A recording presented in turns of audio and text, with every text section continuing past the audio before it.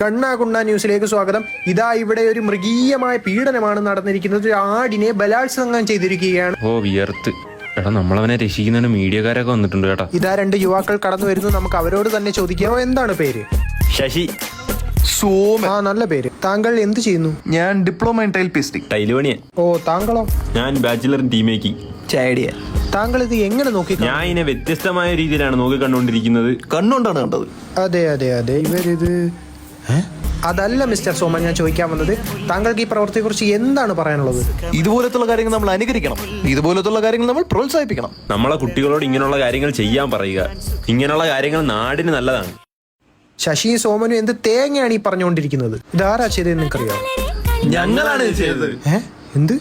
അതെ, ഞങ്ങളാണ് ചെയ്തത്. ഞങ്ങൾ കുറെ വിയർപ്പൊഴുക്കി, കഷ്ടപ്പെട്ടു, ആരോഗ്യം കളഞ്ഞു. അതെ, ഇവരാണ് നമ്മൾ കണ്ടുകൊണ്ടിരിക്കുന്നത്. അതെ, ഞാൻ ഫ്രണ്ടിൽ നിന്ന് ബാക്കിൽ നിന്നുമാണ് സഹായിച്ചത്. ഞാനാണ് കൂടുതൽ സഹായിച്ചത്. അത് വർത്താനോടാ പറഞ്ഞത്. ഇതാ കണ്ണാകുണ്ണ മീഡിയ എക്സ്ക്ലൂസീവിൽ കിട്ടിയിരിക്കുന്ന വാർത്ത. ഒരു പാവം മാടിനെ പീഡിപ്പിച്ച നരഭോജികളാണിവർ. ആ കുറ്റം ഇവർ സമ്മതിക്കുകയും ചെയ്തു, അല്ലേ മിസ്റ്റർ സോമൻ? അതെ. ഓക്കെ.